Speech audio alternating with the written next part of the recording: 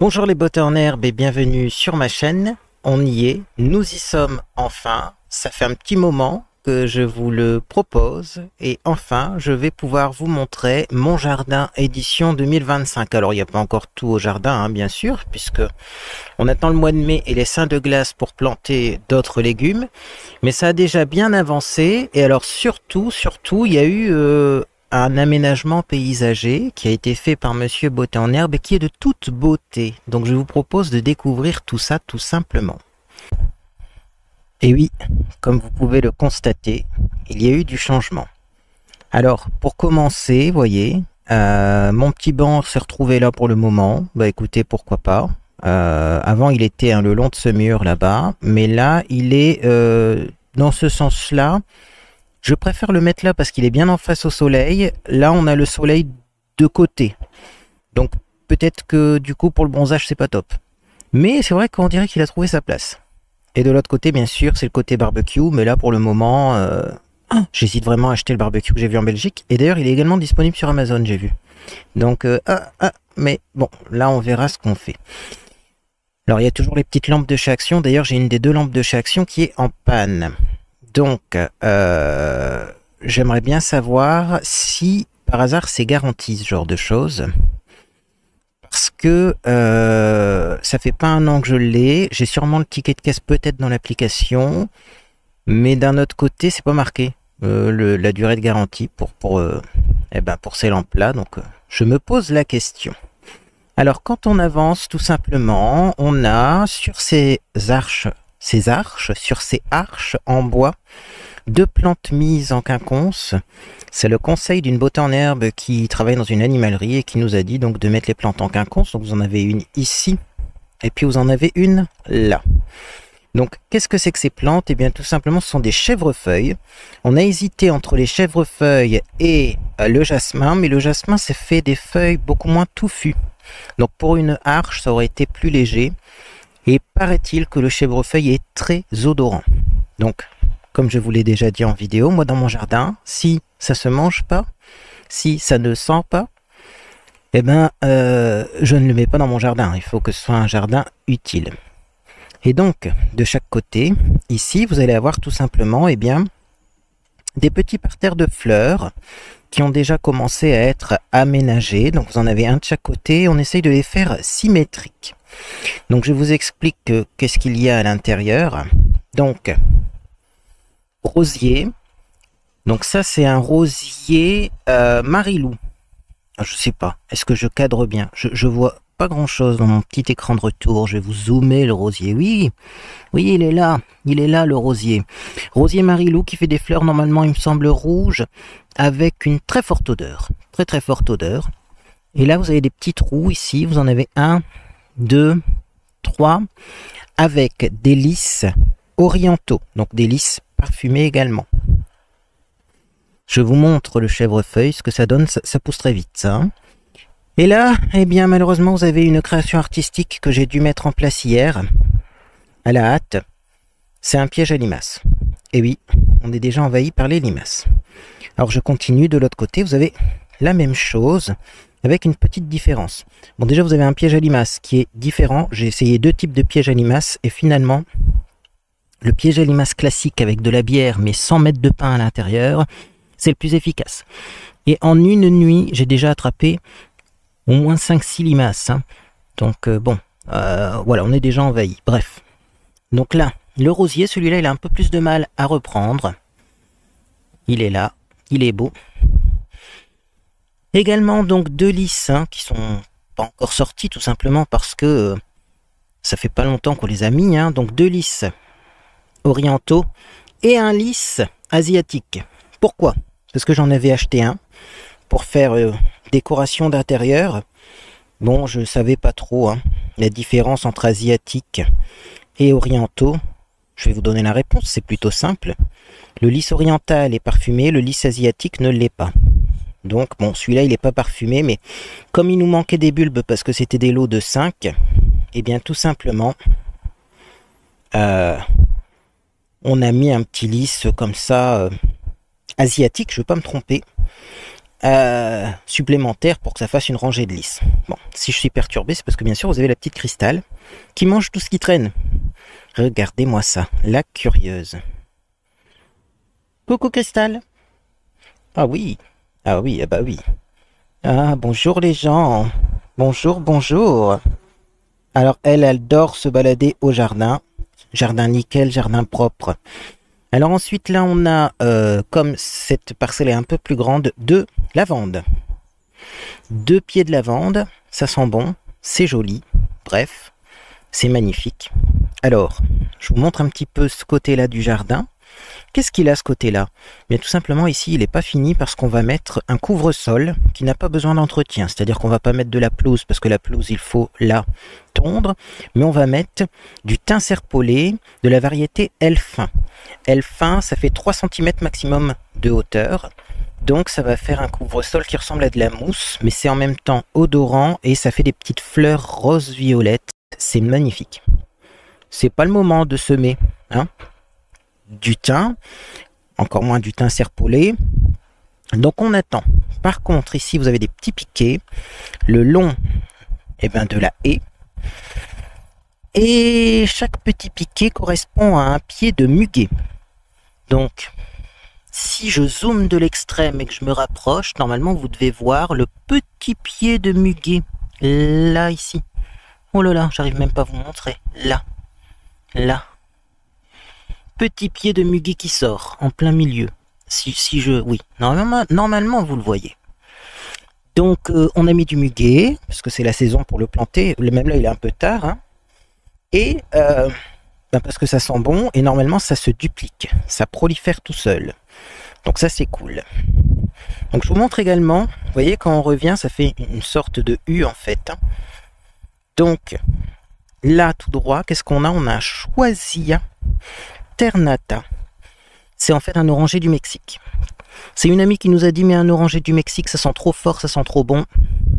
Et le conseiller dans une autre animalerie d'ailleurs nous a dit bah, si vous voulez une plante qui est pas trop chiante à tailler, qui sent bon, qui est pas très haute, pas très volumineuse, parce que là après c'est chez le voisin, eh bien mettez un oranger du Mexique. 2 personnes qui nous conseillent la même plante, je m'exécute. Je continue avec cette parcelle centrale. Donc vous voyez, on arrive de par là, hein. Hop, et donc, voici la parcelle centrale. Et la petite cristal qui creuse. Oh, oh, oh, oh. Oh, vous avez vu le trou là? Ça, c'est la petite cristal. Elle va nous trouver des truffes. Hein. Elle va nous trouver des truffes. Regardez-moi ça. Elle est heureuse. Hein. Ah, il y a eu du changement. Bref, qu'est-ce que c'est que cette parcelle centrale? C'est tout simplement tous les aromates qui sont donc vivaces, on pourrait dire, qui repoussent tous les ans. Donc on va faire un petit tour rapide. Hein. Du thym. Il y a différentes variétés de thym. Hein. Parce qu'il y en a là. Et il y en a derrière, vous voyez la petite bordure verte. Je ne sais pas si vous voyez bien. Donc nous avons du thym. Nous avons de la menthe ici. Je pense que c'est de la menthe chocolat. Elle est un peu violette celle-ci et elle a une légère odeur chocolatée. De la ciboulette qui fait la tête parce qu'on vient de la déplacer. Si vous vous souvenez bien, tous ces plants-là, en fait, ils étaient en face. Dans ce parterre-là. Et ils se sont retrouvés là. Nous avons aussi de l'estragon. L'estragon qui reprend, regardez-moi ça, mais il va falloir arroser ce soir parce que ça fait plusieurs semaines qu'il ne pleut plus, dans le nord de la France. C'est compliqué pour le jardin, ça manque d'eau. On a des lauriers sauces. Donc de laurier sauce, ça c'est comestible bien sûr, mais attention, le laurier rose ne l'est pas. De la sauge. Pour faire des petites fumigations, là, pour chasser les mauvais esprits, ça c'est parfait. Et là-bas, on a du romarin. Je vais me rapprocher du romarin, mais je vais faire le tour pour passer par ces petits chemins bordés, remplis de cailloux. C'est mieux pour ne pas mettre de la poussière partout dans la maison. Là, je vais mettre des dalles en bois. Pour cette allée, comme ça fera une partie boisée. Donc, vous voyez, c'est pour ça qu'on n'a pas mis des cailloux jusqu'au bout. D'ailleurs, il y a encore des morceaux de bois, etc. Puisqu'on a encore des ajustements à faire pour les bordures. Hein. Certaines bordures ne sont pas encore bien alignées. Mais effectivement, donc on a le romarin. Bon, une énorme pluie ferait du bien au jardin, moi je vous le dis. Hein, parce que là, je vois que c'est sec. Hein. Bon, je vais me battre avec mon arrosoir après. Et là, vous avez l'achat qui n'était pas prévu, l'achat du mois. Bon, ce mois-ci, de toute façon, j'ai dépensé énormément d'argent. On va pas en parler plus. Mais la serre. Nous avons trouvé une serre, 39 € il me semble. Donc vraiment pas cher. Elle fait 2 mètres par 6. 1,80 m de hauteur. Ça c'est pour la réglementation. Sachez que tout ce qui ne dépasse pas 1,80 m, vous n'êtes pas obligé de le déclarer eh bien, en faisant une déclaration de travaux préalable. Si votre serre fait plus de 2 mètres de haut, vous devez la déclarer. Enfin, plus d'1,80 m même. Plus d'1,80 m de haut, vous devez la déclarer. Mais les fabricants sont très intelligents puisqu'ils nous sortent eh bien, des serres qui ont pile poil la bonne taille. Alors, dans cette serre, comme on n'a pas encore l'abri de jardin, parce que c'est très compliqué de faire les démarches pour avoir un abri de jardin, bien plus compliqué que ce qu'on imaginait, il y a un petit peu du bordel.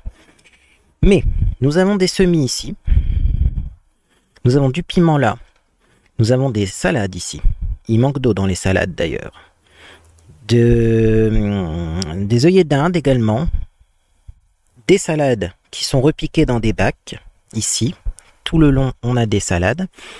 Au fond on a les semis que je vais devoir aller arroser tout à l'heure en faisant de l'escalade. Tomates, tomates cerises, poivrons, avec différentes variétés de tomates, parce que les tomates c'est compliqué. Et là nous avons d'autres salades, donc des salades qui poussent en serre, et vous voyez ça pousse bien, hein. Voilà. D'ailleurs dans cette serre on a mis un thermomètre, des fois il fait plus de 30 degrés. Je ne sais pas si vous voyez le thermomètre qui pendouille là-haut. Là on est à 26 peut-être. Donc serre très pratique, on peut déjà faire nos semis, tout se passe bien, on est patient, on espère que là-bas ça va germer, on a toujours peur de ne pas mettre assez d'eau ou de mettre trop d'eau, mais ça devrait le faire. Le tout c'est d'être patient, parce que vous voyez là dans le petit bac, là, le petit bac vert, on pensait que c'était mort, et finalement en une nuit c'est en train de sortir les salades. Donc c'est parfait. Ici nous avons une petite plate-bande de fraises. Ne me demandez pas les variétés. Je sais que la première ligne c'est de la Mara des Bois, mais la deuxième ligne c'est une variété spéciale.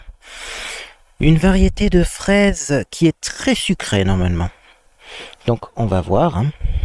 Bien sûr on a la petite cristal qui n'a toujours pas compris qu'il y avait des petites barrières et qu'il fallait pas franchir ces petites barrières, hein. Voilà. Donc tant qu'elle creuse pas, tout va bien, mais il faut pas qu'elle nous retourne le terrain quand même, hein. Allez, viens.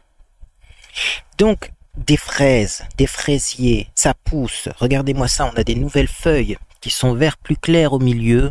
C'est parfait, mais ça manque un petit peu d'eau, j'ai l'impression. Et en face de ces fraisiers et de cette serre, nous avons la création de Monsieur Beauté en herbe. Je ne vous l'ai pas encore montré sur YouTube, donc tout le monde n'est pas au courant. C'est un abri pour le bois qui a été fait donc par Monsieur Beauté en herbe. C'est un abri pour le bois qui a été fait en achetant du bois, hein. C'était pas un kit prémonté. Il y a encore des poutres là-haut, vous voyez ça jaune, jaune un peu là-haut là. Donc, il nous a fait un abri pour le bois avec la tôle bitumée au-dessus. Voilà. C'est un abri qui est énorme.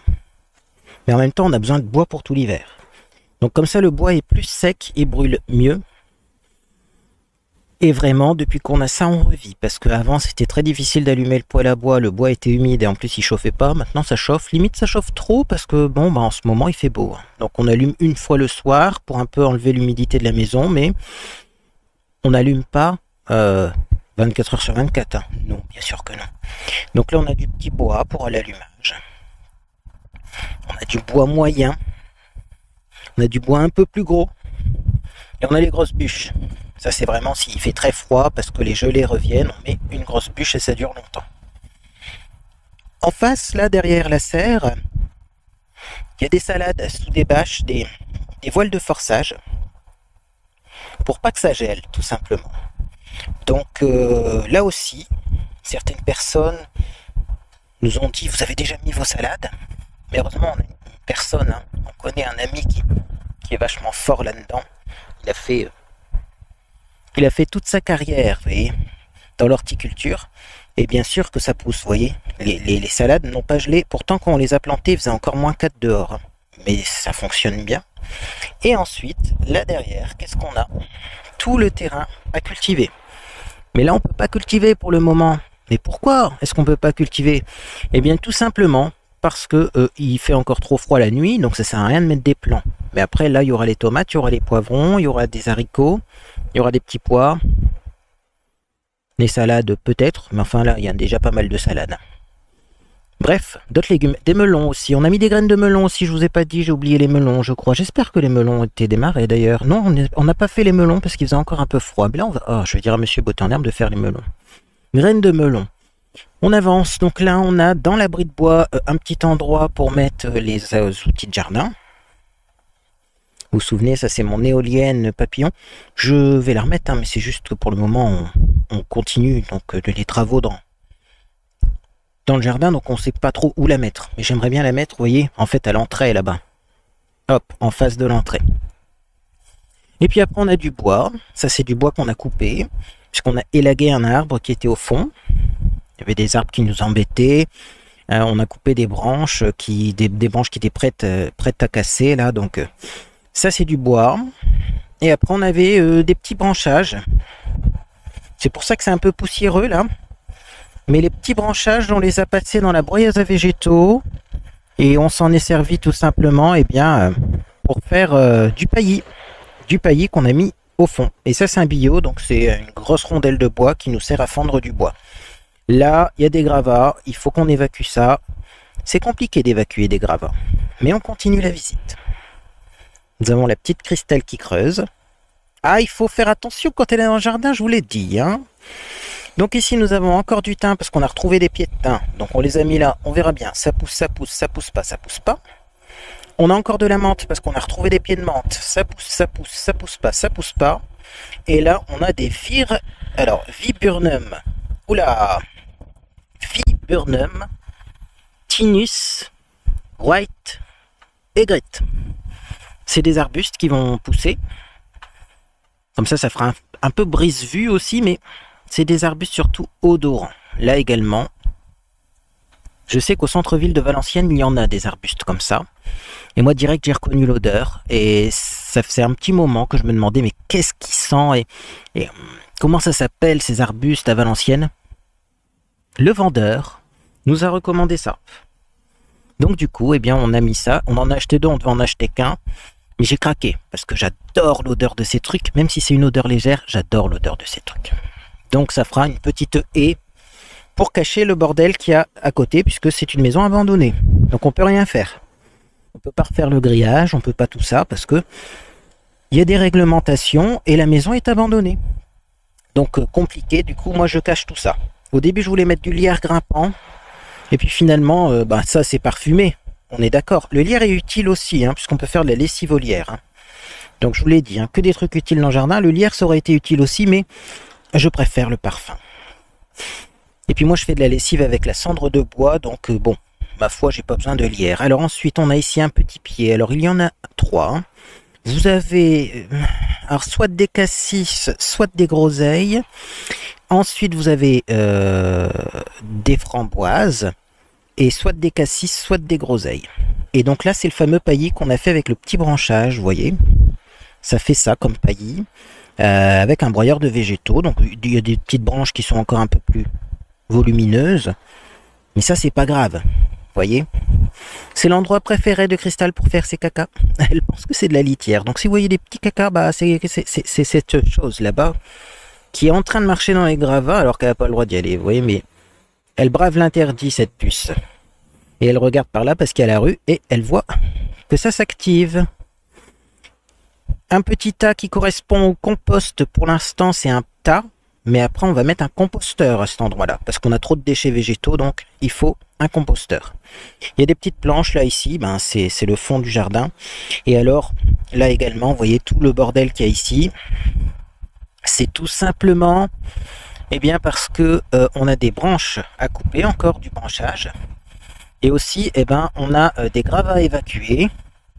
Mais aussi, on a tout simplement un abri de jardin qui viendra ici. Avec, on l'espère, une entrée par l'arrière. Un accès par l'arrière. Mais alors ça, c'est pas gagné. Hein. Les démarches administratives me laissent bouche bée. Donc si on regarde, voilà le jardin, vu de l'arrière. Ah, c'est beau, hein. Donc vous avez l'allée à gauche, ici, avec les fameux muguets. L'allée à droite, donc, qui sera avec des cailloux, qu'on achète au fur et à mesure, parce que dans ma Kia Picanto, je peux pas mettre beaucoup de cailloux parce que ça pèse lourd. Les légumes, ici, voilà. La serre, bref. Pour l'instant, on est content. Alors, qu'est-ce qu'il nous reste à faire, là, dans les semaines qui viennent? Des semis, on va faire des semis, bien sûr, pour avoir des melons, notamment. On n'a pas mis le melon parce qu'il faisait un peu froid, mais là, je pense qu'il faudrait les mettre. Et alors également, eh bien, on va acheter des fleurs vivaces. Donc là, c'est plutôt les plantes vivaces qu'on a achetées, même s'il y a des plantes fleuries. Et on nous a dit en animalerie que la semaine prochaine, mais enfin, je pense qu'on va attendre encore une semaine ou deux, il va y avoir des fleurs vivaces. Et donc les fleurs vivaces, eh bien, écoutez, j'ai besoin de votre conseil parce qu'on va en mettre autour du rosier. Ici et là-bas. Le but, c'est d'avoir que des vivaces là-dedans, puisque les plantes annuelles, c'est-à-dire les plantes qui meurent tous les ans et qu'il faut racheter tous les ans, les annuelles, on va les mettre en jardinière, hein, parce que sinon, voilà, au moins, on se trompe pas, on sait que là-dedans, il faut pas enlever de plantes et que tout repousse. Mais alors également, le long du muret, là, vous voyez, le muret, il est pas très beau. D'ailleurs, là-dedans, ça grouille de vie. Dans ce muret-là, et puis de l'autre côté aussi, hein, vous avez plein de limaces, etc. Donc là, effectivement, dans ces murets-là, eh bien, la grande question, c'est devant ces murets-là, voilà, que mettre pour cacher les murets qui sont pas très beaux. Bon, après, c'est au retour du jardin qu'on les voit, ces murets-là. Hein. Le côté qui donne sur la terrasse est plus joli. Alors, Monsieur Botanherbe voulait l'enduire. C'est vrai qu'il faudrait faire du mortier et tout, mais j'ai trop peur qu'on abîme les plantes qu'il y a autour en marchant dessus ou sans faire exprès. Et puis de toute façon, on va mettre des plantes devant. Donc vous voyez, il faudrait des fleurs qui montent à 1,50 m pour qu'on les voit dépasser du muret, pour que quand on est dans la terrasse, eh bien on voit les fleurs, parce que sinon on les verra pas derrière un muret. Donc il faut un truc qui monte assez haut et qui repousse tous les ans. J'ai besoin de votre avis. J'avais d'ailleurs pensé à des belles de nuit. On m'avait conseillé des belles de nuit, parce que là on a beaucoup de fleurs odorantes qui sont donc parfumées la journée, mais la belle de nuit sans que la nuit, donc ça permettra de faire un contraste de parfums différents la journée et la nuit. Mais la belle de nuit, je sais pas jusqu'où ça monte, j'en ai pas encore vu en magasin, et j'aimerais bien aussi mettre un lilas quelque part. Alors si vous trouvez une place pour un lilas, vous me faites signe, parce que là, il n'y a plus de place. Oui, dans cet angle-là, peut-être. Mais pour le tailler contre la haie, ça va pas être génial, hein, je pense. Ou alors on le met vraiment au milieu et on tourne autour, mais je sais pas le diamètre d'un lilas, combien ça fait. Ah bah vous allez m'apporter aussi des petits conseils. Hein. Donc voilà, pour ce jardin qui a super bien avancé, qui est propre, parce qu'il y a des gens qui vont encore trouver à redire. Voilà, l'année dernière, le jardin, c'était un jardin temporaire, tout simplement parce qu'on venait d'emménager. Ça faisait peut-être 3 mois qu'on était là et on s'est pris une déferlante à propos du jardin, tout comme à propos du vis-à-vis. Voilà, vous êtes content, il y a du brise-vue là-bas. Non, c'est une maison sans vis-à-vis, étant donné que même en face, vous voyez, là c'est une usine et l'usine, il n'y a même pas de fenêtre. Donc oui, le vis-à-vis correspond à la vision des voisins par fenêtre. Et ça ne correspond pas en fait aux gens qui sont de passage et qui d'ailleurs ne verront plus rien avec le brise-vue. Bref, donc voilà, moi je suis très fier de Monsieur Botanherbe parce qu'il a fait un travail de dingue. Je suis content parce que ça pousse bien. Je veille à l'arrosage et là je vois qu'il faut réarroser parce qu'aujourd'hui il a fait beau, il a fait chaud. Écoutez, c'est comme ça, c'est le nord est ensoleillé. Le ciel, mais regardez-moi ça, il n'y a pas de nuages. C'est vraiment très lumineux, très agréable. Mais effectivement, Emma, ça manque d'eau et c'est pas normal pour la saison. J'espère juste que du coup, eh bien, cet été, il y aura également un beau temps. Parce que l'année dernière, on a eu l'été au mois de mars et après il a plu jusqu'au mois de septembre. Bon, eh bien écoutez, moi je vais vous laisser. J'ai un peu d'arrosage à faire, j'ai un petit peu... voilà, de nettoyage à faire, de chasse aux limaces à faire. En tout cas, si cette vidéo vous a fait plaisir, vous pouvez laisser un j'aime à celle-ci. Également, vous pouvez vous abonner pour ne rien manquer de mes prochaines publications. La prochaine publication sera une publication beauté, technique de coiffure, qui a fait polémique sur TikTok. Technique que j'ai essayé une fois, mais j'ai sûrement mal fait cette technique. Donc, je vais tout simplement vous demander des conseils et vous demander tout simplement ce que vous pensez de cette technique qui est un petit peu... un petit peu loufoque, mais peut-être efficace. On en reparlera dans ma prochaine vidéo. Et bien sûr, eh bien, l'année prochaine, je pense que ça sera aussi la terrasse qui va être faite, puisqu'on voudrait mettre des pavés. Des pavés autobloquants, tout simplement pour eh bien, que l'eau puisse s'infiltrer dans le sol et que voilà, le cycle de l'eau fonctionne correctement.